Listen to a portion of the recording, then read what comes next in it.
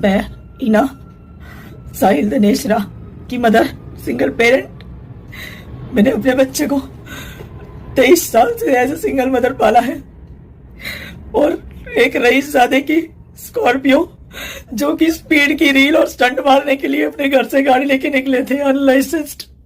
उस लड़के को गाड़ी चलाने भी नहीं आती, ही वॉज अनलाइसेंस्ड ड्राइवर। उसने 3 फरवरी को मेरे मासूम बच्चे को अपनी गाड़ी से ऑन द स्पॉट उड़ा दिया। वो मेरे बच्चे को उड़ा दिया उसने। I am a helpless mother alone. I request all media and people of Dwarka to come forward to help me please. I request. System की हार और एक माँ की चीख। वो उसे 7 समंदर पार भेजना चाहती थी ताकि वो सुरक्षित रहे, लेकिन इस देश के सिस्टम ने उसे शमशान भेज दिया। दिल्ली के द्वारका में एक 17 साल के नाबालिग की रफ्तार और रील बनाने के शौक ने एक माँ का इकलौता सहारा छीन लिया। आज एक माँ इंसाफ की भीख मांग रही है और कह रही है, मुझे भी मार दो, क्योंकि अब जीने का कोई मकसद नहीं बचा है। तारीख थी 3 फरवरी। 23 साल का साहिल धनेशरा अपनी बाइक पर था। सामने से एक स्कॉर्पियो आ रही थी जिसे एक 10वीं का छात्र चला रहा था। चश्मदीदों और वायरल वीडियो के मुताबिक गाड़ी के अंदर रील बन रही थी। रफ्तार इतनी तेज थी कि साहिल को संभलने तक का मौका नहीं मिला।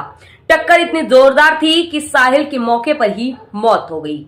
हैरानी की बात देखिए, हादसे के बाद अफसोस करने के बजाय आरोपी और उसकी बहन लोगों से बदतमीजी करते दिखे।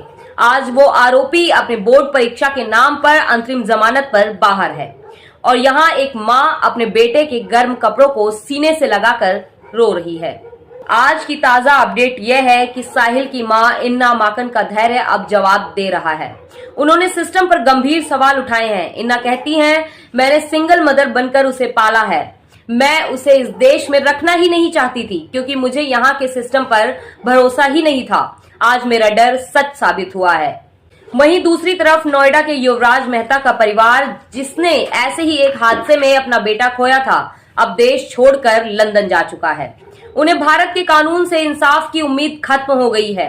क्या हम एक ऐसे समाज में जी रहे हैं जहां रईसजादों की गलती की कीमत गरीबों और मध्यम वर्ग के बच्चों की जान देकर चुकानी होगी?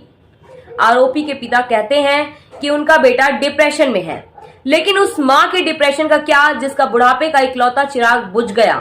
कानून की किताबों में नाबालिग की दलीलें तो हैं, पर एक माँ के आंसुओं का हिसाब कौन देगा? क्या आपको लगता है कि ऐसे मामलों में नाबालिग को भी वयस्कों की तरह सजा मिलनी चाहिए? अपनी राय कमेंट्स बॉक्स में जरूर बताएं। साहिल को न्याय दिलाने के लिए इस वीडियो को शेयर करें। नमस्कार।